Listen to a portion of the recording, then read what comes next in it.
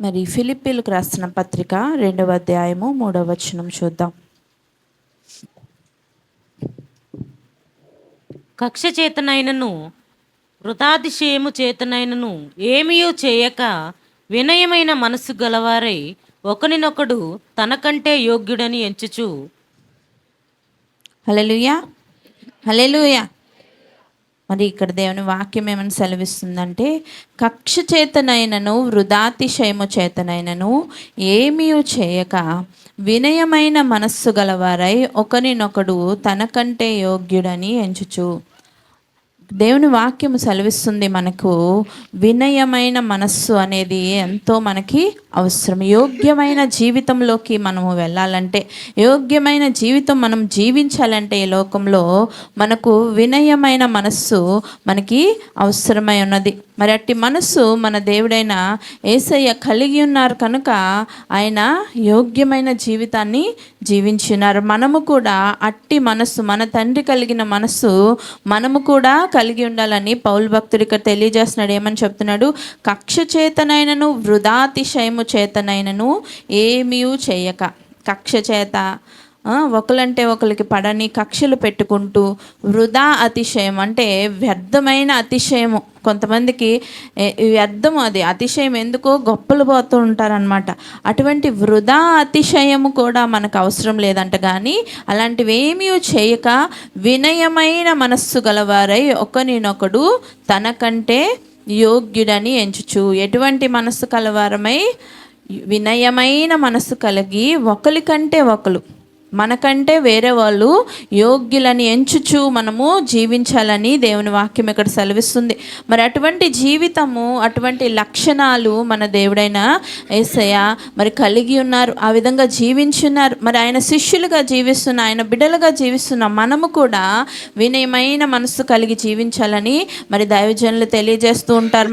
మరి దైవజనుడైన పౌలు గారు కూడా మనం చూస్తే ఆయన కూడా మరి ఆయన శిష్యుడిగా, దేవుని యొక్క కుమారుడిగా అటువంటి జీవితాన్నే జీవించాడంట. మరి ఆయన చెప్పుకుంటున్నారు. 1 తిమోతి 1:15 మనం చూసినట్లయితే,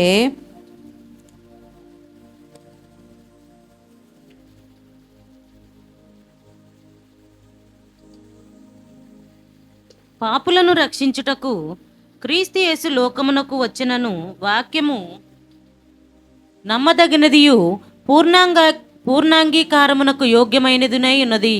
అట్టి వారిలో నేను ప్రధానుడను. హల్లెలూయా.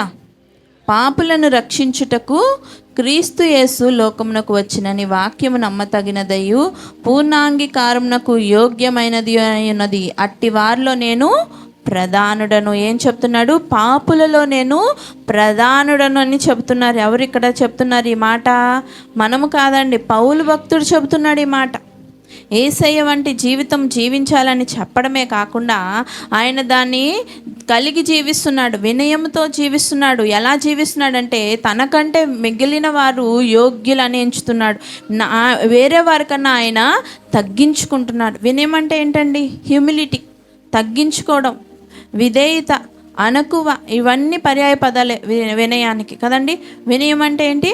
లోబడి జీవించడం, తగ్గించుకొని జీవించడం, అణకువ కలిగి జీవించడం, వేరే వాళ్ళని చులకన చేసి జీవించే జీవితం అయితే కాదు. అందుకే చెప్తున్నాడు, కక్ష చేత కానీ వృథాతిశయము చేత కానీ మీరు జీవించొద్దు, కానీ వినయ మనస్సు గలవారై మరి యోగ్యత కలిగి జీవించాలని దేవుని వాక్యం ఇక్కడ పౌలు భక్తుని ద్వారా మనకు తెలియజేస్తున్నారు. మరి పౌలు భక్తుడు కూడా అదే విధంగా జీవించాడు. మరి దేవుని యొక్క మార్గంలోనే నడిచాడు వినయమైన మనస్సుతో. ఎలా చెబుతున్నాడు ఆయన? నేను, దేవుడు పాపులను రక్షించడానికి వచ్చారు, అయితే అట్టి పాపులలోనే నేను ఎలాంటి వాడిని అని చెప్తున్నారు ఆయన. నేను ప్రముఖుడుని అంటున్నాడు, నేను ప్రధానుడిని అంటున్నాడు. అంటే ఉన్న పాపులందరిలో ఆయన ప్రధాన పాపి అని తెలియజేస్తున్నాడు ఇక్కడ. అంటే ఎంతగా ఆయన తగ్గించుకుంటున్నాడు, ఆయనలో ఉన్న ప్రతి ఒక్క తప్పును దేవుని సన్నిధిలో ఎంత గొప్పగా ఒప్పుకుంటున్నాడు. కొంతమంది నువ్వు పాపివంటే, నేను పాపినా, నాలో పాపం ఎక్కడుంది, నేను ఎంత పర్ఫెక్ట్, నేను ఇలా జీవిస్తున్నాను, నేను ఇలా ఉన్నాను, అలా ఉన్నాను అంటారు. అవును నేను పాపినే అని ఎవరైనా ఒప్పుకుంటారండి? ఎవరు ఒప్పుకోరు. నేను జీవించినంతటిలోని గొప్పగానే జీవిస్తున్నాడు. మరి పరిసయుడు మరి ఒక సుంకరి ప్రార్థనలో చూస్తే పరిసయుడు ఎలా చేస్తాడు? అటువంటి పరిసయులు ఎంతమందో ఉన్నారు. గొప్పలు చెప్పేసుకుంటారనమాట. అలాంటి పరిస్థితిలో మనమైతే ఉండకూడదని దేవుని వాక్యం ఈరోజు మనకి తెలియజేస్తుంది. ఎలాంటి మనసు కలిగి ఉండాలంట? మనము వినయమైన మనస్సు కలిగి దేవుని వలె, యేసు ప్రభు వలె వినయము కలిగిన జీవితాన్ని మనము జీవించాలి. అటువంటి జీవితాన్ని ఆయన శిష్యులందరూ బోధించారు, ఆ విధంగానే జీవించారు. అందులో ప్రధాన శిష్యుడైన మరి అపోస్తుల పౌలు డైరెక్ట్గా ఆయనకి శిష్యుడు అవ్వకపోయినప్పటికీ ఆయన తెలుసుకున్న నాటి నుంచి శిష్యులను మించిన పరిచర్య ఆయన చేశాడు. ఆయన రాసిన పత్రికలోనే ఈ మాట చెబుతున్నాడేమని, నేను పాపుల్లోనే ప్రధాన పాపిని అని ఆయన భావిస్తున్నారు. ఇంతే కాకుండా మరి చూసినట్లయితే ఎఫెసీయులు రాసిన పత్రిక 3:11 కూడా చూస్తే మనము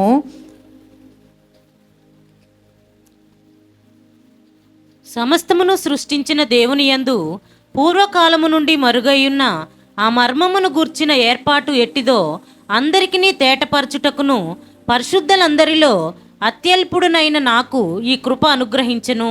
హల్లెలూయా, హల్లెలూయా. పరిశుద్ధులందరిలో ఎలాంటి వాడిని ఆయన ఎంచుకుంటున్నారు? అత్యల్పుడను అనుకుంటున్నారంట. అందరికన్నా నేను తక్కువ వాడను. పరిశుద్ధులందరిలో మన విశ్వాసంతో పోల్చుకుంటే మరి ఆయన విశ్వాసం ఎంతో గొప్పది కదండి. ఆయన ఎంత విశ్వాసం కలిగి జీవించాడు. దేవుని తెలుసుకున్న నాటి నుంచి, మొదటి దినము నుంచి ఆయన ఎలా జీవించాడు? గొప్పగా దేవుని సన్నిధిలో జీవించాడు. నమ్మకంగా ఉన్నాడు, పరిశుద్ధంగా ఉన్నాడు, యథార్థంగా ఉన్నాడు. అంతేకాకుండా అటు యథార్థ స్థితి లేకుండా ఆయన పరలోకానికి వెళ్ళి రాగలడా అండి?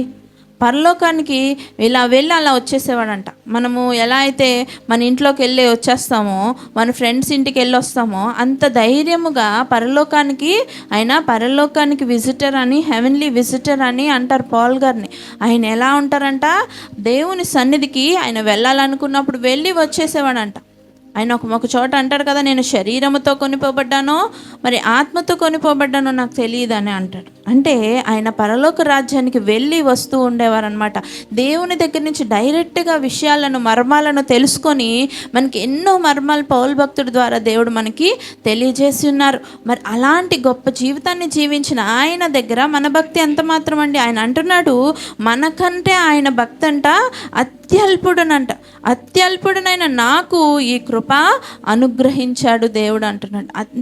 అందరికన్నా నేను పరిశుద్ధులలోనే నేను అత్యల్పుడను, అంత తక్కువ వాడినని ఎంతగా తగ్గించుకుంటున్నాడు. దీన్ని బట్టి చూస్తే అట్టి వినయమైన మనస్సు మనము కూడా కలిగి ఉండాలి. పెదవుల మీద కాదు కానీ హృదయంలో నుంచి, మనస్సులో నుంచి మనం ఎలా ఉండాలంట? హ్యూమిలిటీ, తగ్గింపు అనేది మనలోకి ఉండాలి. ఎందుకంటే మన దేవుడైన యెహోవా మరి అటువంటి వారై ఉన్నారు. ఆయనకిచ్చిన మహావైభవాన్ని విడుచుకొని, తృణప్రాయంగా విడుచుకొని ఆయన ఈ లోకానికి వచ్చాడు. ఎలా వచ్చాడు? దీనుడిగా, దాసుడిగా, రిక్తుడిగా, మరి మానవుడిగా, మనలాంటి శరీరంలోకి ఆయన వచ్చాడు. ఆయన మహిమ శరీరాన్ని విడిచి ఈ మట్టి శరీరంలోకి ఆయన వచ్చాడు. అవసరమేముందండి? కొంతమంది అంటారు కదా, నా జాగంలో ఉంటే నీకు నా బాధ తెలుస్తుంది అంటారు. అందుకే మన జాగంలో ఉండి ఆయన ఈ బాధలన్నిటిని భరించి మన కొరకు జయించడానికి లోకానికి ఆయన తగ్గించుకున్నాడు. కానీ ఆ యొక్క స్థానం చూపించడానికి మనం వెళ్ళాలంటే ఎంత తగ్గించుకోవాలండి? ఇప్పుడు ఒక మంచి లగ్జరీగా ఉన్నవాళ్ళు పేదవాళ్ళకి చాలా మాటలు చెప్తారు, మీరు ఎలా ఉండండి, అలా ఉండండి. అంటే పేదవాడికి అనిపిస్తుంది, నువ్వు అంత చక్కగా ఉన్నతంగా ఉన్నావు, ఏసీ వేసుకొని పడుకున్నావు, బెడ్ మీద మెత్తగా బజ్జున్నావు, నీకేం నొప్పి, నా బాధ నీకేం తెలుస్తుంది అనుకుంటారు. మరి అంటారు, నేను నీ చోటుకు వచ్చి చెప్తానని. వాళ్ళు రాగలరా అండి? ఉండగలరా? ఆ లగ్జరీని వదిలి రావడం అంటే ఈజీయా అండి? అది మనుషులే చేయలేకపోతున్నారు. ఇంత చిన్న వ్యత్యాసమే వాళ్ళు గ్యాప్ చేయలేకపోతున్నారు. ఆయన ఎక్కడి నుంచి వచ్చాడండి? మహావైభవాన్ని విడిచి, మహిమను విడిచి ఆయన గ్లోరీలో ఉన్నారు. ఇది పాప శరీరం, ఆయన మహిమ శరీరంలో ఉన్నారు. ఆ శరీరాన్ని విడిచి ఈ పాపాన్ని ఆయన మన కోసం ధరించుకున్నాడు. మన పాపాన్ని ఆయన మీద వేసుకొని ఆయన పాపమైపోయాడు. ఆ పాపాన్ని ఆయనలోకి వెళ్తేనే ఆ పాపము మరి విరగొట్టబడుతుంది. కనుక ఆయన ఆ పాపాన్ని తీసుకునే అంతగా వినయాన్ని చూపించాడు. అట్టి వినయమైన మనస్సు మనం కూడా కలిగి ఉండాలని దేవుని చెప్తున్నాడు. ఈ రోజుల్లో టైం వేస్ట్ చేయకూడదు. మనం కక్షల చేత, వృధా అతిశయం చేత, నేనంత. కొంతమంది అంటారు, మేము యేసయ్యని నమ్ముకున్నాం, మేమే భక్తులు, మేము పరిశుద్ధులు అనుకుంటారు. వేరే వాళ్ళందరినీ పాపులుగా చూస్తారు. వాళ్ళు టచ్ కూడా చేయరు. కొంతమంది ఏంటంటే వాళ్ళ పాపంలో జీవిస్తున్నారు, అన్యులతో మేము కలవము, వాళ్ళతో మేము ముట్టము వాళ్ళని అనేసి అంటారు.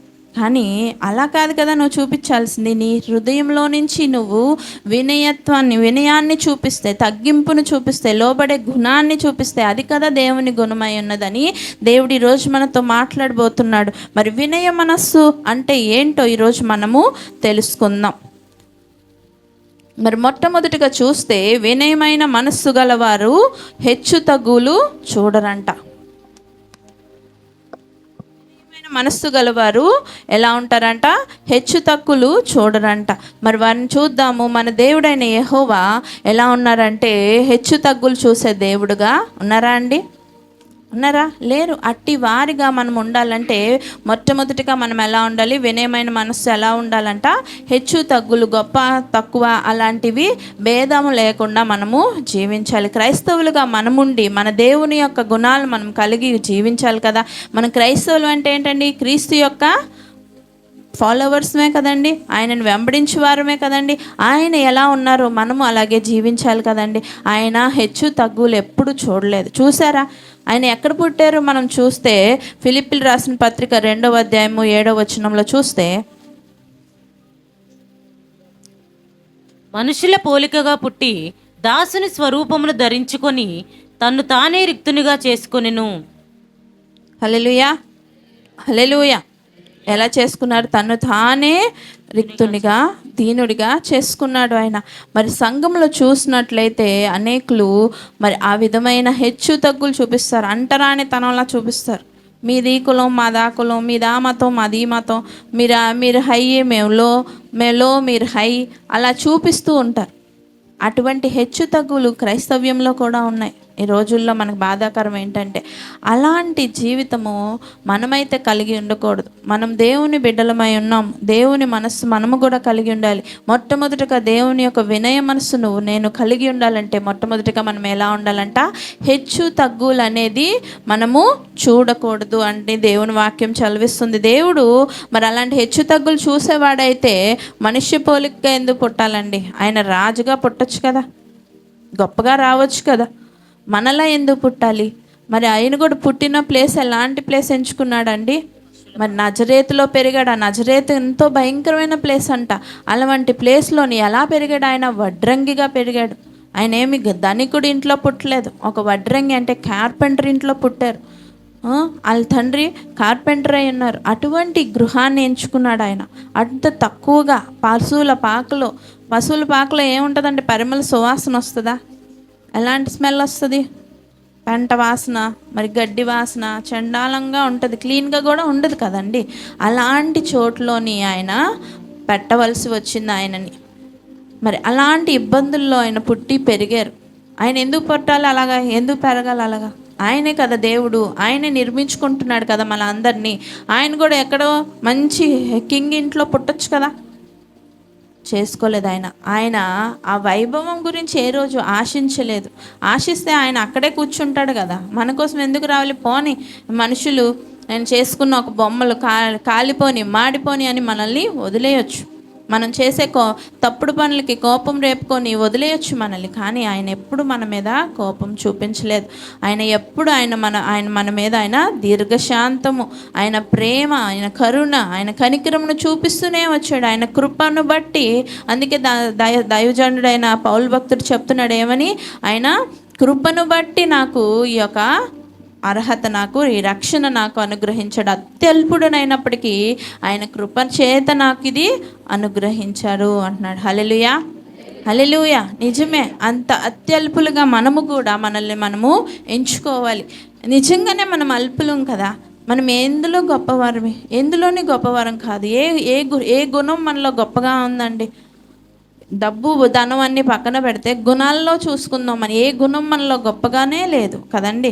ఏ విషయంలో మనము ఎవరికంటే, అందులో పౌలు కంటే యేసు ప్రభు కంటే గొప్పవారం అయితే కానే కాదు. వారిరువురే మనకి ఇప్పుడు ఇన్స్పిరేషన్గా మోడల్గా నిలబడ్డారు. వాళ్ళు ఏం చెప్తున్నారు, వాళ్ళు ఒక ఆయన చూస్తే ఆయన మహావైభవాన్ని విడుచుకొని వచ్చేసారు. ఇంకొక ఆయన చూస్తే దేవుని చూసుకుంటూ ఆయన మనసు కలిగి ఎలా చెబుతున్నాడు, అత్యల్పుడను, పరిశుద్ధులలోనే నేను అత్యల్పుడను, పాపులలోనే నేను ప్రధాన పాపిని అంటున్నాడు. ఆయన ప్రధాన పాపి అయినప్పటికీ దేవుడు ఆయనకి ఎంత జ్ఞానం ఇచ్చాడండి. 14 పత్రికలు దేవుడు మరి ఆయన ద్వారా మనకి రచింపజేసి ఉన్నాడు.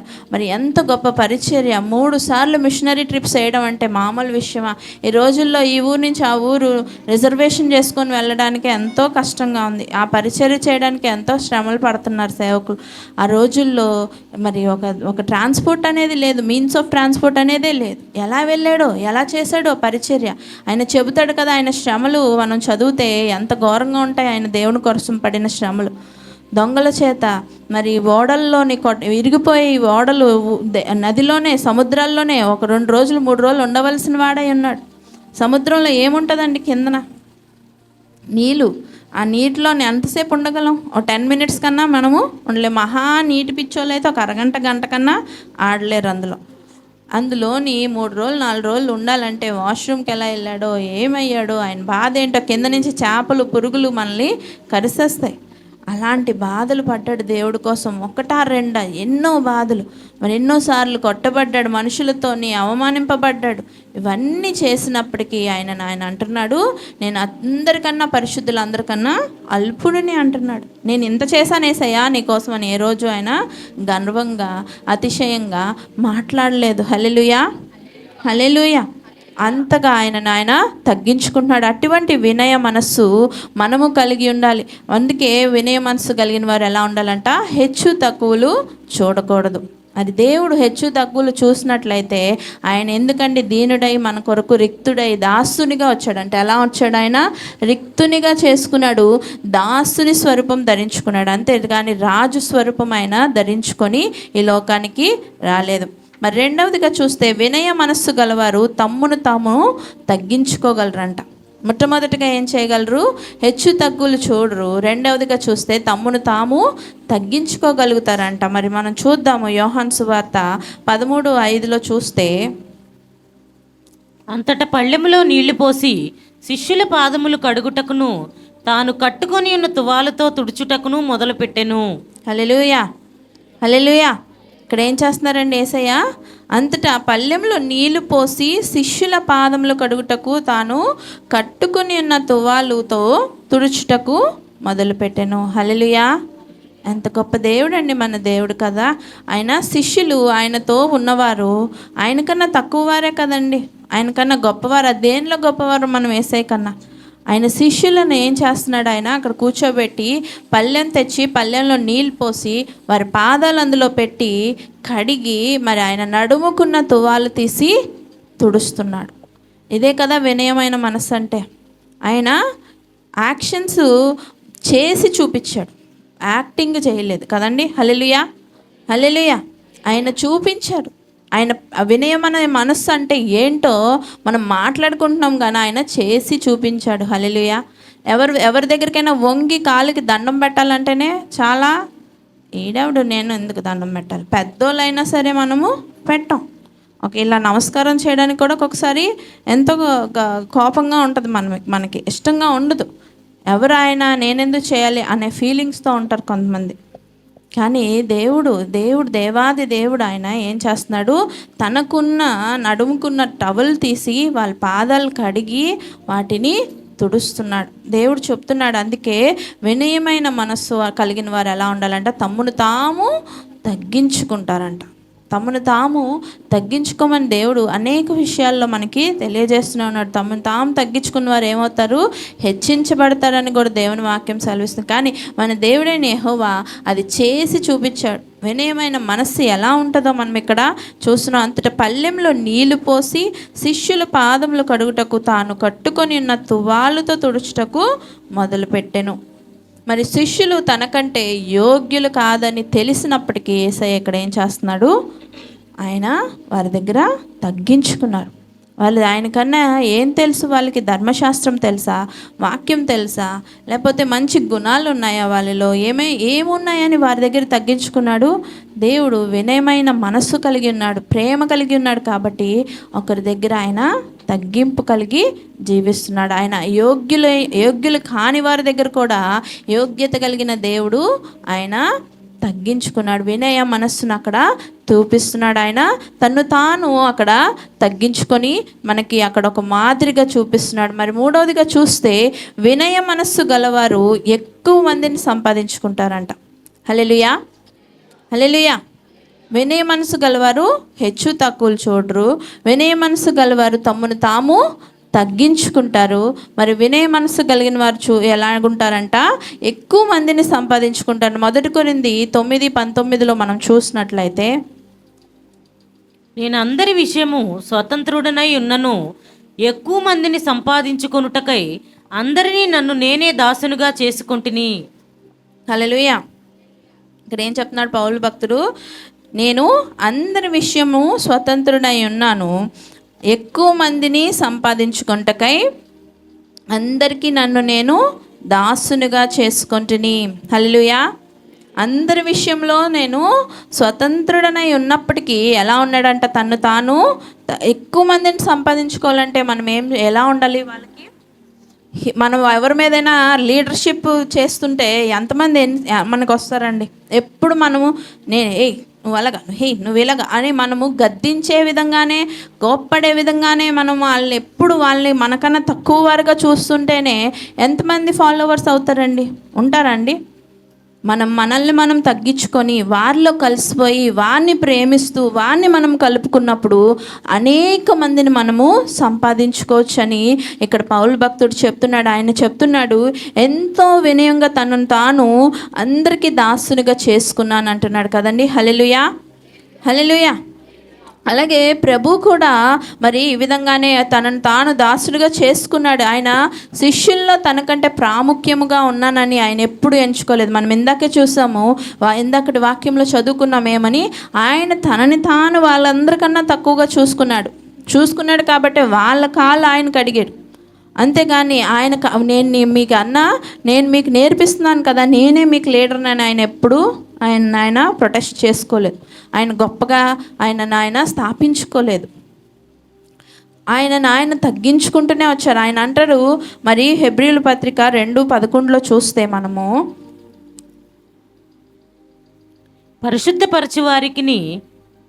పరిశుద్ధపరచబడిన వారికిని అందరికీ ఒక్కటే మూలము, ఈ హేతువు చేతను వారిని సహోదరులని పిలుచుటకు ఆయన సిగ్గుపడక నీ నామమును నా సహోదరులకు ప్రచురపరుతును, సమాజము మధ్య నీ కీర్తిని గానము చేతును అనెను. హల్లెలూయా. ఇక్కడ పౌలు భక్తుడు తన శిష్యుల కంటే తక్కువగా, తనకున్న వారందరికంటే తక్కువగా ఉంటూ దాసునిగా ఉంటూ వారందరిని సంపాదించుకుంటే, యేసయ్య సృష్టికర్త అయినప్పటికీ సర్వాధికారి అయినప్పటికీ ఇక్కడ ఏం చేస్తున్నాడు? ఆయన సహోదరులని వారిని పిలుస్తున్నాడు. ఆయన సహోదరులని పిలుచుటకు ఆయన సిగ్గుపడక, ఏ విషయంలో సిగ్గుపడలేదు ఆయన? మనందరినీ ఎలా తీసుకున్నాడు? ఆయన సహోదరులుగా, చెల్లిగా, తమ్ముడుగా, అక్కగా, అన్నగా ఆయన తీసుకున్నాడు. హల్లెలూయా. మీరేంటి, నేనేంటి, నేను దేవుడిని, మీరు అలా కూర్చోవాలి నా దగ్గర అన్నారా ఏ రోజైనా? ఆయన సహోదరులుగా ఆయన ఏ రోజు సిగ్గుపడలేదంట. ఆయన మన నామాన్ని కీర్తించడానికి, మన నామాన్ని గణపరచడానికే ఆయన చూశారు కానీ ఆయన నామాన్ని ఆయన గణపరచుకోవడానికి ఎక్కడ చూడలేదండి. బైబిల్ అంతా మీరు తిరిగేసి చదివినప్పటికీ ఎక్కడ ఆయన గొప్ప చేసుకోలేదు. అంత మహాదేవుడికే అంత వినయ మనసు ఉన్నప్పుడు ఆయన బిడ్డలమైన మనము ఎందులోని మనము గొప్పవారమే కాదు. మరి పౌలు భక్తుల వల్లే మనము కూడా చెప్పుకోవాలి, పాపులలోనే ప్రధానుల కన్నే ప్రధానుల పాపులమని మనము చెప్పుకోవాలి కదండి. ఎన్నిసార్లు మనల్ని దేవుడు తీసుకొచ్చి పాపాన్ని కడిగి మరి సింహాసనం వేసి కూర్చోబెట్టినా మళ్ళీ పందెళ్ళి చూస్తున్నట్టు, మళ్ళీ కుక్కెళ్ళి వాంతికి ఆశపడినట్టు మళ్ళీ వెళ్ళి ఆ పాపాన్ని మనము వెతుక్కొని గెలుక్కొని మీద చెత్త వేసుకున్న పరిస్థితుల్లో ఎన్నోసార్లు మనము తప్పిపోయిన వారమై ఉన్నాం. కనుక మనము పాపుల్లోనే ప్రధాన పాపులు అని పౌలు భక్తుడే చెప్తుంటే ఆయన ఒక్కసారి కడగగానే ఆయన సెట్ అయిపోయాడు కదండి. ఆయన మరి ఒక్కసారి దేవుడు ఏ రోజైతే నువ్వు ఇంకా ఎంతకాలం నువ్వు ఎలా నన్ను ఇలా హింసించుచున్నావు అని అడగగానే అడిగిన మరుక్షణమే ఆయన సెట్ అయిపోయాడు, సేవలో నిలబడిపోయాడు. ఎంతోమంది ఆత్మలను, ఆయన వంటి నశించిపోయిన ఆత్మలను ఎంతోమందిని దేవుని సన్నిధికి నడిపించాడు. మనమైతే ఈ రోజుకి సెట్ అవ్వట్లేదు, ఈ రోజుకి నిలబడలేకపోతున్నాం. అప్పుడే నిలబడినట్టు కలబడతాం, సేవకుడు చూసి ఆనందిస్తాడు, అబ్బా పర్లేదు నా బిడ్డ నిలబడ్డాడు అని. క్షణంలో మళ్ళీ పడిపోయి కృంగిపోయి అయ్యో నా వల్ల అవ్వట్లేదు అయ్యగారు అన్నట్టు పడిపోతున్నాం. అలాంటి వారు మనము ఇంకా ప్రధానుల కంటే ప్రధానమైన పాపులమే. అత్యల్పుల కంటే అల్పులు మనం ఇంకా అల్పుల కంటే అల్పులం మనం. అటువంటి వారిని మనము ఇంకా తగ్గించుకోవడం మనకి మంచిది. అంత గొప్పవారైన పౌలు భక్తుడే దాసునిగా చేసుకొని అనేకమైన ఆత్మలను దేవుని కోసము సంపాదించారు. మనము దేవుని మాటలు చెప్పడానికి నలుగురిలో వెళ్ళినప్పుడు మా దేవుడు గొప్పడు మీరు నమ్ముకోండి అని అలాగ చెప్పకూడదు. దేవుని యొక్క గొప్పతనాన్ని మనలో చూపించాలి. ఆ వినయ మనసుని మనలో నుంచి అవలంబించి దేవునికి మరి ప్రజలకి కనబరిచేలాగా చూపించాలి. దేవుడు అంటున్నారు, ఆయన మనల్ని సహోదరులు, నా యొక్క సొంత నాతో పుట్టిన తోడబుట్టిన వాళ్ళు వీరందరని ఏ రోజు మనల్ని చెప్పడానికి సిగ్గే పడలేదంట యేసయ్య. వీళ్ళేమో ఎలాగుంటారు, నేనేమో అంత పరిశుద్ధుడిని, వీడు నాకు సహోదరుడేంటి, వీడు నాకు అక్క ఏంటి, వీడు నాకు చెల్లేంటి, వీళ్ళు నాకు అక్క అన్నేంటి, వీడు నాకు తమ్ముడేంటి అని ఏ రోజు ఆయన అనుకోలేదు. మనల్ని అంతగా ఆయన ప్రేమించాడు. అంతగా మనల్ని మరి ప్రేమించి ఆయన తగ్గించుకొని అలా ఉన్నాడు. కాబట్టి ఆయన ఉన్నంతకాలం ఆయన తిరుగుతున్నప్పుడు ఆయన మీద ఎంతమంది శత్రువులు ఉన్నారో అంతకన్నా డబుల్గా త్రిబుల్గా ఆయనను ఫాలోవర్స్ కూడా ఉన్నారు. ఆయన ఎక్కడికి వెళ్ళి నడుచుకొని వెళ్ళిపోయి ఒక దగ్గర నిలబడిపోతే అక్కడ కూర్చుని పోయేవారు. 3-4 రోజులు తిండి తిప్పలు లేకుండా అలా వాక్యం వింటూనే ఉండేవారు. గంట వినలేకపోతున్నాం ఈ రోజుల్లో, మనం అరగంట వినలేకపోతున్నాం. ఆ రోజుల్లో రోజులు వినేవాళ్ళంట వాక్యం. ఆయన ఎలా చెబుతున్నా, ఆయన వాక్యం అలా నిలబడి చెబుతుంటే అప్పుడు ఒక మైక్ యంత్రం లేదు, శబ్ద యంత్రాలు లేవు, ఏమీ లేవు, ఒక లైట్ లేదు, ఒక కరెంట్ లేదు.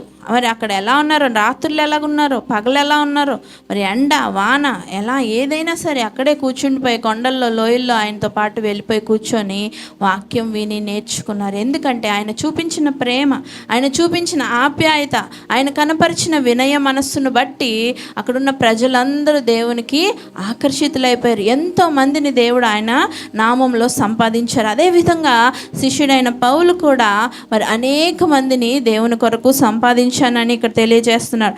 మనము కూడా అటువంటిగా విధముగా వినయ మనసు గలవారమై అనేక మందిని దేవుడి కొరకు సంపాదించాలి. హల్లెలూయా. మరి 4వది చూస్తే, వినయ మనస్సు గలవారు ఇతరుల తనకంటే యోగ్యులని ఎంచుకుంటారు. హల్లెలూయా. మరి ఇందాక చదువుకున్నాం కదా మనం యోహాను రాసిన పత్రికలోనే, మరి దేవుడు ఏం చేస్తున్నారు, ఆయన కాళ్ళకి మరి కడిగినంతగా పళ్ళెంలో కాలు పెట్టి కడిగి మరి తలకాయ ఆయన వంచాలి కదండి. కాలు కడగాలంటే ఎలా నించుంటే కాలు ఇక్కడికి రావు కదా కడగడానికి, మన బాడీ అంతా బెండ్ అయిపోవాలి కిందకి. అంతగా ఆయన తగ్గించుకున్నాడు. అంటే ఎదుటివాడు తనకంటే యోగ్యుడని ఎంచుకున్నాడు. అందుకనే ఆయన గొప్పగా అక్కడ చేయగలిగాడు ఆ పని. మరి అటువంటి విధముగా మనము కూడా మరి ఇతరులను మనకంటే యోగ్యులని ఎంచుకోవాలని దేవుని వాక్యము సెలవిస్తుంది. మరి మొట్టమొదటి పాయింట్ చెప్పండి, హెచ్చు తగ్గులు చూడకూడదు. రెండవదిగా తమ్మును తాము తగ్గించుకోవాలి. మరి మూడవదిగా ఎక్కువ మందిని సంపాదించుకోవాలి. మరి 4వదిగా చూస్తే అంటే యోగ్యులని ఎంచాలి. మరి 5వ పాయింట్ కూడా చూసుకుందాము. వినయమైన మనస్సు గలవారు పదవిని కోరరంట. వినయమైన మనసు వారు ఏం కోరుతారు, పదవిని కోరుకోరు. ఒక గుంపులో వారు హెచ్చించి నిన్ను గొప్పగా చూసేసరికి మనం ఏమైపోతామంటే అప్పటి వరకు తక్కువ వారుగానే అనుకుంటాం. వీళ్ళలో నేను నిలబడగలనా, వీళ్ళని నేను నడిపించగలనా, వీళ్ళకి నేను టీచ్ చేస్తే వీళ్ళు నడుస్తారా, వీళ్ళు నాకు ఫాలోవర్స్గా ఉంటారా, నా లీడర్షిప్ ఓకే చేస్తారా అని భయంతో ముందుకు వెళ్తాము. ఒక్కసారి మనుషులు మనల్ని యాక్సెప్ట్ చేసిన తర్వాత మన మైండ్ సెట్ మారిపోతుంది. ఎలా ఉండాలనుకుంటాం రోజుకి. వాళ్ళు ఇంకా మనం వెళ్తుండగానే మనకి చేరేసేయాలి, మనం వెళ్తుండగానే మన కాలు పట్టేసుకోవాలి, మనం వెళ్తుండగానే మనల్ని ఎత్తుకెళ్ళిపోయి అలాగ దండం పెట్టేయాలి. చేసేయాలి, పూజ చేసేయాలి అన్నట్టు కొంతమంది కోరుకుంటారు, పదవులు కోరుకుంటారు. వీళ్ళు నేను ఎంతమందికి నేను అంటే ఆమోదం కదా, నేను వీళ్ళ మీద నాయకుడిని అయిపోవాలి, ఒక కార్పొరేటర్ని అయిపోతాను, లేకపోతే ఒక ఎమ్మెల్యేని అయిపోతాను, ఒక ఎంపీని అయిపోతాను, లేకపోతే ఒక చీఫ్ మినిస్టర్ని అయిపోతాను, లేకపోతే ప్రైమ్ మినిస్టర్, లేకపోతే ప్రెసిడెంట్ అయిపోదాం అనుకుంటాం. అలాగా గొప్ప గొప్ప కోరుకుంటారు వన్స్ ఫాలోయింగ్ స్టార్ట్ అవ్వగానే. కానీ యేసు ప్రభు వారంట ఇక్కడ చూడండి ఎంత ఆశ్చర్యంగా ఉంటుందో. యోహాను సువార్త 6వ అధ్యాయం 15వ వచనం చూస్తే, రాజుగా చేయుటకు వారు వచ్చి తన్ను బలవంతముగా పట్టుకొని పోవుచున్నారని యేసు ఎరిగి మరలా కొండకు ఒంటరిగా వెళ్ళెను. హల్లెలూయా, హల్లెలూయా. మరి మనకందరికీ తెలుసు ఆ యొక్క ఉపమానము, ఆ యొక్క సిచ్యువేషను, దేవుడు చేసిన అద్భుత కార్యము, అది 5 రొట్టెలు 2 చేపల స్టోరీ.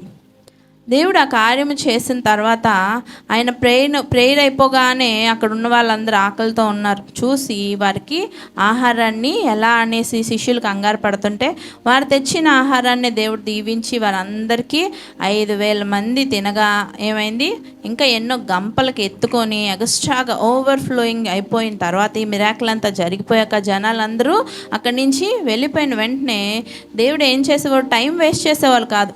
ప్రేయర్ అయిపోయింది కదా, నా పని అయిపోయింది కదా అని వెళ్ళిపోయి నిద్రపోయేవారు కాదు. ఆయన ఏం చేసేవారు, మళ్ళీ కొండకి వెళ్ళిపోయి ప్రేయర్ చేసుకునేవారు. పగలంతా పరిచర్య, రాత్రంతా ఏం చేసేవారు, ఆయన ప్రార్థన చేసుకునేవాళ్ళంట. కొండ మీదకి వెళ్ళిపోయి ఆయన ప్రార్థన చేసుకునేవారు. అయితే ఆ కొండ దిగి ఆయన వస్తున్న సమయంలో ఏం జరుగుతుందంట, అక్కడ మీరు చూసినట్లయితే రాజుగా చేయుటకు వారు వచ్చి తన్ను బలవంతముగా పట్టుకోబోచున్నారని యేసు ఎరిగి మరలా కొండకు ఒంటరిగా వెళ్ళిపోయాను. ఆయన దిగి వస్తున్నాడు శిష్యులతో మళ్ళీ కలిసి, మళ్ళీ ఇంకొక వేరే చోటికి, తిబేరియా అనే చోటికి వారు వెళ్ళి అక్కడ పరిచర్య జరిగిస్తున్న సమయంలో జరిగిన సన్నివేశం ఇది. అక్కడ వారి ప్రజలు ఇక్కడికి వచ్చి ఆయన వచ్చి చేస్తున్న పరిచర్య అంతటిని, ఆయన చేసిన అద్భుత కార్యాలని చూసి ఈయనని మనము రాజుగా చేసేసుకొని మన దగ్గరే ఆపేసుకుందాం అని వాళ్ళు ఆశపడి చేస్తున్నప్పుడు ఆయన దానికి లోబడిపోలేదు. ఎందుకంటే ఆయనకున్న మహాసింహాసనాన్నే తృణప్రాయంగా వదిలేశారు. ఆయన ఈ యొక్క పదవుల కోసం రాలేదు, ఆయన మనతో కలిసి ఉండాలని, మనలాగా అయిపోవాలని, మనకన్నా ఇంకా తక్కువ వాడిగా ఉండాలని ఆయన తగ్గించుకొని వచ్చాడు. ఎలా జీవించాలో మనకు ఒక మాదిరి చూపించడానికి వచ్చిన దేవుడు ఆయన ఏ రోజు నాకు ఈ సిచ్యువేషన్ వచ్చింది కదా, అమ్మయ్య ఇంక మీదట నేను ఈ బాధలు పడవసరం లేదు, ఒక పదవిలో కూర్చుండిపోదామని ఆయన ఏ రోజు తీసుకోలే. ఆయన అది చూశాడంట, గమనించాడంట, వీళ్ళు ఏదో ఏర్పాటు చేస్తున్నారు ఇక్కడ, నన్ను ఆపేయడానికి ఇక్కడ ప్లానింగ్స్ ఏవో జరుగుతున్నాయని ఆయన గ్రహించుకొని వెంటనే ఏం చేస్తున్నాడు, ఆయన తిరిగి కొండకు ఒంటరిగా వెళ్ళిపోయాడు. కొంతమంది ఎలా ఉంటారంటే మేలు చేసినట్టు వస్తారు, మరి ఎంతో మనలో కలిసిపోయి మనలో ఒక తమ్ముడుగా తిరుగుతారు. తిరిగి ఒక టైం వచ్చినప్పుడు మీరందరూ ఊహించుకునేలాగే, అంటే మీలోకి ఆ మైండ్ సెట్ రావడానికి వాళ్ళే అలా ప్రేరేపిస్తారనమాట. ప్రేరేపించి ఆ యొక్క పదవిని మీరే ప్రకటించేలాగా మార్చుకుంటారు, లేకపోతే వాళ్ళే మెల్లిగా మీలోకి ఇంజెక్ట్ చేస్తారు. అలాంటి పరిస్థితుల్లో దేవుడు లేడు. మనము కూడా అలా ఉండకూడదని దేవుడు చెప్తున్నాడు. నువ్వు యథార్థమైన హృదయంతో ఏది తిరిగి ఆశించకుండా, బదులు ఆశించకుండా చేసే ప్రేమ మన దేవుని ప్రేమ. అట్టి ప్రేమ కలిగి మనము వినయమైన మనస్సు కలిగి మనం జీవించాలని దేవుడు కోరుతున్నాడు. అంతేగాని పదవుల కోసం, బిరుదుల కోసం, కొంతమంది పని చేయగానే దానికి ఒక బిరుదు కోరుకుంటారు. చెప్తారు కదా, ఇప్పుడు లోకంలో కొన్ని బిరుదులు ఉన్నాయి కదండి, మరి ఏంటి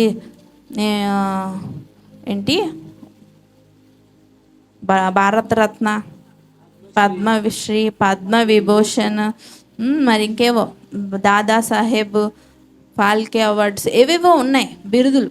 మరి ఆ పేరు పెట్టుకుంటే ఆ పేరు పక్కన ఆ యొక్క బిరుదుతో పాటు పిలిపించుకుంటారు. అలాంటి బిరుదుల కోసమో పదవుల కోసమో మనము చేయకూడదు. కానీ ఈ ప్రేమ కలిగిన మనసు దేనికోసం చేయాలి, మనము అట్టి మనసు కలిగి మనము దేవుని నామాన్ని హెచ్చించడం కోసం చేయాలి. హల్లెలూయా, హల్లెలూయా. దేవుడు కూడా, మన దేవాది దేవుడే అటు పని చేయలేదు కనుక మనం కూడా అలా ఉండకూడదు. మన ప్రేమ ఎలా ఉండాలంటే ఎదుటివారిని యేసు ప్రభువును మనలో కనపరిచే విధంగా ఉండాలి. ఎదుటివారు చూసి యేసయ్య ప్రేమ ఎలా ఉంటుందా అని తెలుసుకొని యేసయ్య దగ్గరికి వచ్చేలాగా ఉండాలి. అట్టి మనసు మనము కలిగి ఉండాలని దేవుడు ఈరోజు మనతో మాట్లాడుతున్నాడు. అంతేగాని ఒక బిరుదుల కోసమో ఒక పదవి కోసమో మనము పాకులాడేవారుగా మనము ఉండకూడదు. వినయ మనసు కలిగిన వారంట పదవుల కోసం బిరుదుల కోసము పాకులాడరంట. మరి 6వ పాయింట్ చూద్దాము. వినయ మనస్సు గలవారు ఇతరుల స్వేచ్ఛకు హాని చేయరంట. వినయ మనసు గలవారు ఎలా ఉంటారు? ఇతరుల స్వేచ్ఛకు హాని చేయరంట. రోమాపత్రిక 8వ అధ్యాయం 2వ వచనంలో చూస్తే, క్రీస్తు యేసునందు జీవమునిచ్చు ఆత్మ యొక్క నియమము పాపమరణముల నియమము నుండి నన్ను విడిపించెను. ఎట్లనగా ధర్మశాస్త్రము దేనిని జయజాలకపోయెనో దానిని దేవుడు చేసెను. హల్లెలూయా, హల్లెలూయా. ధర్మశాస్త్రము చేయలేకపోతుంది కాబట్టే కదా దేవుడు దిగి వచ్చాడు. మానవ రూపంలోకి మార్చుకొని తను తాను రిక్తునిగా దాసుని స్వరూపంలోకి మార్చుకొని మరి మన పోలికలో ఆయన ఈ లోకానికి వచ్చాడు. ఎందుకని? ఈ పాప నియమముల నుండి. ఆత్మ నియమము మరి పరలోక రాజ్యానికి నడిపిస్తుంది, కానీ శరీర నియమం ఏం చేస్తుంది? మనలో ఒక నియమం ఉందంట. అదేంటి? ఈ లోకంలోకి మనల్ని లాగేస్తుంది. ఎంత దేవుని ఆత్మ మనల్ని నడిపించడానికి ప్రయత్నిస్తున్న ఈ శరీరము ఏ నియమాన్ని ఫాలో చేస్తుంది? ఈ పాప నియమాన్ని ఫాలో చేస్తుంది. ఎందుకంటే శరీరాశలు ఏమై ఉన్నాయండి? నేత్రాశ, శరీరాశ, జీవపుడంబము. ఈ యొక్క విషయాల్లో ఏదో ఒక విషయంలో మానవుడు ప్రతిరోజు చిక్కుకుపోతూ ఉంటాడు. ఏదో ఒక దాంట్లో తెలియకుండా. ఆ నియమము నుండి నిన్ను బదులుగొట్టి నీకు స్వేచ్ఛను అనుగ్రహించడానికి ఆ దేవాది దేవుడు తన యొక్క వైభవాన్ని, తన యొక్క సమస్తాన్ని తృణప్రాయంగా విడిచిపెట్టుకొని వచ్చేసాడు. వచ్చి ఆయన ఏదో వచ్చేస్తే మనకి రక్షణ కాదు కదండి. ఆయన ఏ పని మీద వచ్చాడో ఆయన చివరి దినం వరకు అది సంపూర్ణంగా నెరవేర్చాడు. హల్లెలూయా, హల్లెలూయా. అది చేయగలిగాడంటే ఆయనలో ఏముందండి? వినయమైన మనసు. వీళ్ళకి ఎందుకు నేను ఎంత చెయ్యాలి చేతు అనేసి లేచి వెళ్ళిపోలే. ఎందుకంటే ఆయనను అలా వెర్రెక్కిచ్చేశారు మనుషులు. ఆయన ఉన్నంత కాలం ఆయనను కొంతమంది సంతోషపరిచినప్పటికీ చాలామంది ఆయనను అవమానపరిచారు. అంతదాకా ఎందుకంటే సిలువ మరణంలో ఆయనను ఏం చేస్తున్నారు? ఆయనను చూస్తే ఎవరికైనా కరుణ కలిగేలాగా ఉన్నాడు. చూడండి, మనమైనా నిజమైన దొంగనే కొట్టేస్తున్నా మనకి జాలే కలగదా అండి? ఎన్నో వీడియోస్లో చూస్తూ ఉంటాను. మొన్నే ఏదో వీడియో చూస్తుంటే రైల్వే స్టేషన్లో దొంగతనం చేశాడు. మరి ఆమెకు చాలా పేదవాళ్ళు అనుకుంటా, వాళ్ళది ఏదో దొంగతనం చేస్తే బాగా కుట్టేస్తుంది లేడీ. ఒక ఆయన్ని అంకులల్లా ఉన్నాడు, ఆయన పెద్ద ఏజోడు కూర్చున్నాడు. టపా టపా టపా కొడుతుంటే నిజంగా తప్పు చేశాడు, తప్పుకు అర్హుడు ఆయన. అయినప్పటికీ ఆయన కొడుతుంటే చూస్తే జాలేస్తుంది. మీకు అలాంటి సిచ్యువేషన్స్ ఎన్నో అయ్యే ఉంటాయి. మీకు తప్పు చేసినోడిని కూడా కొడుతుంటే అయ్యో పోనీలే వదిలేండి అయ్యా అనేస్తాం. ఎందుకంటే మనలో దేవుడు ఆ గుణం కలిగించి ఉన్నాడు. అలాంటిది దేవాది దేవుడు ఆయన నిలబడి ఆయనలో ఒక్కరోజు పొగరలేదు. ఆయన ఇలా ఉన్నాడు, మనం చూస్తున్నాం కదా. ఆయన దేవుడై ఉండి కూడా మనల్ని సహోదరులుగా మన కాళ్ళు తుడుచుకుంటూ మన వెనకాల తిరుగుతూ ఆయన ఉంటే శిష్యులు ఎవరో, శిష్యుల్లో లీడర్ ఎవరో తెలిసేది కాదంట. శిష్యులే ఎన్నోసార్లు ప్రజలు యేసయ్య ఎవరో గుర్తుపట్టలేకపోయేవారంట. శిష్యులందరితో కలిసే ఉండేవాడంట. ఈయన ప్రత్యేకమైన డ్రెస్సింగ్ వేసుకొని వాళ్ళందరికన్నా వైవిధ్యంగా ఏ రోజు లేడంట. ఆయన సపరేషన్గా ఏ రోజు లేడంట. ఎన్నోసార్లు యేసు ప్రభు అనుకొని ఏ ఫిలిప్పునో ఏ పేతురునో మీరేనా యేసు ప్రభు గారు అని అడిగేవారంట. అలా ఉండేవాడంట ఆయన అపియరెన్స్. ఆయన ఏ రోజు అపియరెన్స్లో కానీ ఆయన మాటలో కానీ గొప్పగా చేసుకోలేదు, ఓవర్ యాక్షన్స్ చూపించలేదు. ఆయన ఎలా ఉన్నాడు? మనకి స్వేచ్ఛనివ్వడానికి వచ్చాడు. ఆ స్వేచ్ఛకి ఏ హాని జరగకుండా ఎక్కడ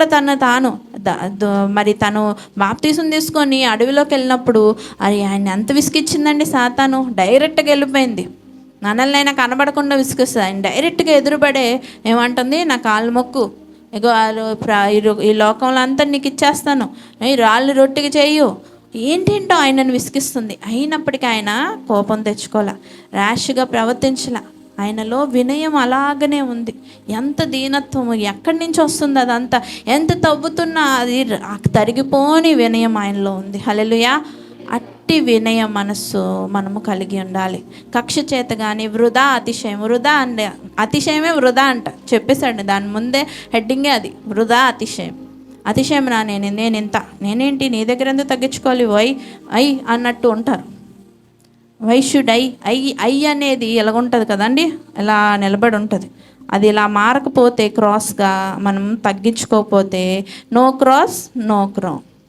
ఐ అనేవాడు ఇలా తగ్గించుకుంటేనే, క్రాస్లోకి వెళ్తేనే, సిలువనెత్తుకుంటేనే నీకు దేవుడు ఆ యొక్క క్రౌన్ ఇస్తాడు, మళ్ళీ ఆ కిరీటాన్ని మనకి దేవుడిస్తాడు. నేను అనే అహంభావము మనలో ఉండకూడదు. అదే కదా జీవపు డంబము. ఆ జీవపు డంబం మనలో ఉండకూడదంట. వినయమైన మనస్సు అంటే ఎలా ఉంటుందంట, స్వేచ్ఛకు హాని చేయదంట. అందుకే దేవుడు దేనికి వచ్చాడు, మనం పాప నియమము నుంచి మనల్ని విడుదల చేయడానికి. ఆ పాప నియమం అనేది మనం విడిపించుకోలేకపోతున్నాం కాబట్టి ఆయన మహావైభవాన్ని విడుచుకొని ఆయన మన శరీర రూపంలోకి వచ్చాడు. ఈ మట్టి శరీరాన్ని ధరించుకున్నాడు. ఎన్నో మన శరీరంలో మనం ఎన్ని బాధలు పడుతున్నాం ఈరోజు, అవన్నీ దేవుడు పడ్డాడు. వీటిని పడుతూనే వాటన్నిటినీ, ఆ కార్యాలన్నిటినీ చేశాడు. ఆయన చేయగలిగింది మనము చేయగలమని చెప్పాడు కూడా ఆ మాట కదండి. ఆయన చెప్తున్నాడు, నేను మీకోసం అన్నీ జయించాను, సో మీరు కూడా వీటిని జయించగలరు అంటున్నాడు యోహాను సువార్తలో. అంత గొప్పగా మన కొరకు ఒక మాదిరిగా ఆయన నిలబడాడు. అలా మనం కూడా ఆ విధంగా నిలబడాలని ఆయన తెలియజేస్తున్నాడు. అందుకే చెప్తున్నాడు, వినయమైన మనస్సు గలవారు ఏ స్వేచ్ఛకు, ఇతరుల స్వేచ్ఛకు హాని చేయరు. మరి 8:1 కూడా చెబుతున్నాడు, దేవుని వాక్యం ఏమని సెలవిస్తుంది, కాబట్టి ఇప్పుడు క్రీస్తు యేసునందున్న వారికి ఏ శిక్షా విధియు లేదు. హల్లెలూయా, హల్లెలూయా. ఆయన స్వేచ్ఛని, ఎంత స్వేచ్ఛనిచ్చాడు. ఈరోజు నువ్వు క్రీస్తు యేసును ధరించుకుంటే నీకు ఏ శిక్షా విధి లేదు. హల్లెలూయా, హల్లెలూయా. అంత గొప్పగా ఆయన మనకి స్వేచ్ఛనిచ్చాడు. ఇంత స్వేచ్ఛ ఎవరు ఇవ్వగలరండి? ఎవరు ఇవ్వలేరు. ఈ లోకంలో ఉన్న పనిష్మెంట్స్ని విడిపించడం పెద్ద స్వేచ్ఛ కాదు. ఏకం మన జీవితంలో పుట్టుక దగ్గర నుంచి మనం చనిపోయే వరకు చేసే ప్రతి పాపాన్ని తీసివేసే అంత స్వేచ్ఛనిచ్చాడు ఎవరు? యేసు ప్రభు. హల్లెలూయా. అట్టి గుణము నువ్వు కలిగి ఉండాలి. అట్టి ఆయన కలిగిన వినయ మనస్సును నేను కలిగి ఉండాలని దేవుడు ఈరోజు మనతో మాట్లాడుతున్నాడు. చివరిగా ఒక పాయింట్ చూసి మనం ముగించుకుందాం. వినయము గలవారు ఘనతకు యోగ్యులంట. హల్లెలూయా, హల్లెలూయా. వినయం కలిగిన వారు ఘనతకు యోగులు. సామెతలు 29:23 చూద్దాం. ఎవని గర్వము వానిని తగ్గించును, వినయ మనస్కుడు ఘనత నొందును. హల్లెలూయా, హల్లెలూయా. ఎవని గర్వము వానిని తగ్గించును, వినయ మనస్కుడు ఘనత నొందును. మనం అనుకుంటున్నాము మేము ఎంతగా తగ్గించుకుంటున్నా ఈ లోకం మమ్మల్ని తొక్కేస్తుంది. నువ్వు అవన్నీ పట్టించుకోకు. ఎందుకంటే నాశనానికి ముందు ఏం నడుస్తుందంట? గర్వము. పడిపోటకు ముందు అహంకారమైన మనస్సు నడుస్తుంది. సో వాళ్ళ గర్వమే వాళ్ళని పాతాళానికి తీసుకెళ్ళిపోద్ది. వాళ్ళ అహంకారమే వాళ్ళని నాశనానికి తీసుకెళ్ళిపోతుంది. కానీ నువ్వైతే ఈ గుణాన్ని విడిచిపెట్టుకోకు. వాడెవడనో చూసి నువ్వైతే చెడిపోకు, నువ్వైతే బాధపడిపోకు, నువ్వైతే కృంగిపోకు, నువ్వైతే నీ దేవుని చేయని విడిచిపెట్టకు. హల్లెలూయా. నువ్వు ఎట్టి మనసు కలిగి ఉండాలి. కక్ష చేత కాదు, వృతాతిశయము చేత కాదు, కానీ ఈ వినయమైన మనసుతో నువ్వు జీవిస్తే నీకు యోగ్యమైన జీవితాన్ని దేవుడు నీకు రెడీ చేస్తున్నాడు. ఎక్కడ మనం జీవించేది ఇక్కడ కాదు. ఏంటి ఎంత వినయంగా జీవిస్తున్నా నాకు ఇక్కడే యోగ్యమైన జీవితం వస్తుందని రావట్లేదేంటని నువ్వు టెన్షన్ పడిపోకు. నీ కన్నీరంతా ఆయన కవులలో బుద్ధిలో దాచుకున్నాడు. మరి అంతేకాకుండా మరి నీ యొక్క శ్రమలన్నిటినీ ఆయన ఒక గ్రంథంలో రాసుకుంటున్నారు. నువ్వు ఆయనను ఘనపరిచిన ప్రతి ఘనతను ఆయన రాసుకుంటున్నాడు. సాతాను దగ్గర నువ్వు ఎప్పుడూ ఓడిపోకూడదు. ఏ యొక్క చిన్న విషయానికి నువ్వు వంగిపోయావో సాతాను దగ్గర నువ్వు ఆ యేసయ్యను ఓడించినట్టే. నువ్వు ఎప్పుడైతే గెలుస్తావో ఆ యొక్క పరిస్థితిని నువ్వు ఒంటరిగా ఎదుర్కొంటున్నప్పుడు దాన్ని నువ్వు దేవుడు నీకు తోడుగా ఉన్నాడని జయించావో దేవుడు దాన్ని వెంటనే ఏం చేస్తున్నారంట? ఆయన గ్రంథంలో లిఖించుకుంటున్నారు. హల్లెలూయా, హల్లెలూయా. అటువంటి గొప్ప జీవితాన్ని మనం జీవించాలని దేవుడు ఈరోజు మనతో మాట్లాడుతున్నాడు. ఏమని చెప్తున్నాడు? వినయమైన మనస్సును మనము కలిగి ఉంటే యోగ్యమైన జీవితాన్ని మనకు దేవుడు దయచేయాలనుకుంటున్నాడు. ఆ వినయమైన మనస్సు మనం కలిగి ఉండాలంటే ఏం చేయాలండి? మనము మొట్టమొదటిగా హెచ్చు తక్కువలు మనం చూడకూడదు. ఈ లోకంలో వీళ్ళు ఎక్కువ, నేను తక్కువ, వీరేంటి అలాంటి వాళ్ళు, వాళ్ళు అంటరాని వాళ్ళు, వీళ్ళు ఇలాంటి వాళ్ళు, ఇవన్నీ మనము చూడకూడదు. రెండవదిగా తను తాను తగ్గించుకోవాలి. మనల్ని మనము తగ్గించుకోవాలి. కొన్ని పరిస్థితులు వస్తాయి, ఒక ప్రాబ్లం వస్తుంది మన ముందుకి. వీళ్ళకి నేను ఇలా నా డ్రెస్ ఇస్తాను, వీళ్ళకి ఎలాగ నా యొక్క నన్ను ముట్టుకున్నారు, నా డ్రెస్ మాసిపోయింది అంటాం చూడండి కొంతమంది. అలా కాదు, పరిస్థితి సిచ్యువేషన్కి తగినట్టు మనం ఏం చేయాలి? మనల్ని మనము తగ్గించుకోవాలి, ఎదుటి వారిని హెచ్చించాలి. హల్లెలూయా. మరి మూడవదిగా చూస్తే ఎక్కువ మందిని మనము సంపాదించుకోగలగాలి. అప్పుడే మనము వినయ మనసు కలిగిన, వినయ మనసు ఉంటేనే ఎక్కువ మందిని సంపాదించుకుంటామని శిష్యుడైన మరి అపోస్తలుడైన పౌలు గారు మనకు తెలియజేస్తున్నాడు. హల్లెలూయా. మరి నాలుగవదిగా ఎదుటి వారిని యోగ్యులని మనము ఎంచగలగాలి. మరి ఐదవదిగా చూస్తే పదవిని మనము కోరుకోకూడదు. మరి ఆరవదిగా చూస్తే వినయ మనసు గలవారు స్వేచ్ఛకు హాని చేయకూడదు. అనేకులను మనము క్రీస్తులో నిలబెట్టాలి. యేసయ్య వలె మరి స్వేచ్ఛను అనుగ్రహించే వారి వరకే మనము ఉండాలి. మరి ఇంకా ఏడవదిగా చూస్తే చివరిగా వినయ మనసు కలిగిన వారు ఘనతకు యోగ్యులు. హల్లెలూయా. హల్లెలూయా. ఇట్టి ఘనతను మనము పొందుకోవడానికే దేవుడు మనల్ని ఈ మనస్సు కలిగి జీవించమన్నాడు. ఈ మనస్సు కలిగి జీవించడం కొంచెం టఫ్గానే ఉంటుందండి. ఎందుకంటే లోకం అలాగే ఉంది, మనకి చాలా విరుద్ధంగా ఉంది, మనకి ఎప్పుడు ఆపోజిట్గానే ఉంది. కానీ ఆ సిచ్యువేషన్స్లో నువ్వు తగ్గించుకో. యేసయ్య అంతటోడే గొప్ప దేవుడే తగ్గించుకున్నాడు. మరి ఆయన శిష్యులు తగ్గించుకున్నారు, ఆయన దైవజనులు తగ్గించుకున్నారు. ఎంతోమంది మనకు మార్గదర్శకులుగా మన ముందు ఉన్నారు. వారందరినీ చూసి మనము ఇన్స్పైర్ అయ్యి మనం దాన్ని చేసుకుంటూ ముందుకు వెళ్తే మనకి యోగ్యమైన జీవితం కదండి. ఇలాంటి శ్రమలు ఇంక మనకి ఉండవు. ఈ బాడీ పెయిన్స్ ఉండవు, ఈ యొక్క ఆకలి బాధలు ఉండవు, ఈ యొక్క మరి బట్టలేమి, నిద్రలేమి, ఇంక ఏ శ్రమ మనల్ని ఇబ్బంది పెట్టదు. ఏదైతే మనం ఈ లోకంలో మనల్ని చులకనగా చూసిన వారు ఉన్నారు, మనం వెళ్తుంటే ఎంతమంది మనల్ని అవమానించిన వారై ఉన్నారు, వాళ్ళు గొప్పలని మనం తక్కువని చూసిన వాళ్ళు ఉన్నారు. అలాంటి పరిస్థితుల్లో ఎన్నోసార్లు నువ్వు అవమానపడి ఉండటం, ఇవేవి నీకుండవు. హల్లెలూయా. గొప్ప జీవితాన్ని దేవుడు నీకు సిద్ధపరుచున్నాడు. ఆ యోగ్యమైన జీవితాన్ని నువ్వు పొందుకోవాలంటే ఈ లోకంలో నువ్వు కక్ష చేత, వృధా అతిశయం చేత సమయాన్ని వృధా పరుచుకోకుండా ఎటువంటి జీవితం కలిగి ఉండాలి? నువ్వు వినయమైన మనస్సు కలిగిన జీవితాన్ని నువ్వు కలిగి ఉన్నట్లయితే, అట్టి మనస్సుతో నువ్వు ఈ లోకంలో జీవించినట్లయితే నీకు దేవుడు ఘనతకు నిన్ను అర్హుడుగా చేయబోతున్నాడు. హల్లెలూయా. మరి కళ్ళు మూసుకుందాం, దేవుని సన్నిధిలో ప్రార్థన చేసుకొని మరి దేవునితో మరి ఒక నిబంధన చేసుకుందాం. తండ్రి, నన్ను తెలియకుండా ఈ రోజు వరకు ఇలాగా ప్రవర్తించున్నానేమో యేసయ్య, నాతో మాట్లాడవు యేసయ్య, నేను ఈ విషయంలో తప్పుగా ప్రవర్తించాను, నన్ను క్షమించండి. నేను ఇంక మీదట ఇలా ఉండను ప్రభువా, ప్రేమతో ఉంటాను, తగ్గింపు కలిగి జీవిస్తాను యేసయ్య, లోబడతాను ప్రభువా అని దేవునికి తెలియజేద్దాం. ప్రార్థన చేసుకుందాం. వినయ మనస్సు నువ్వు ఎలా అయితే కలిగి ఉన్నావో నేను కూడా అట్టి మనస్సును కలిగి జీవిస్తాను యేసయ్య. అనేకులను నీ కొరకు సంపాదిస్తాను, హెచ్చు తక్కువలు చూడను, ఎదుటివారిని యోగ్యులను ఎంచుతాను ప్రభువా, ఎదుటివారి దగ్గర నన్ను నేను తగ్గించుకుంటాను ప్రభువా, అనేకులను నీ కొరకు సంపాదిస్తాను యేసయ్య. నేను ఏ పదవిని, ఏ గొప్పని, ఏ ఘనతని కోరను యేసయ్య. నువ్వు ఇచ్చే ఘనతకు మాత్రమే నేను యోగ్యుడిగా జీవిస్తాను ప్రభువా అని ప్రార్థన చేసుకుందాం. కళ్ళు మూసుకొని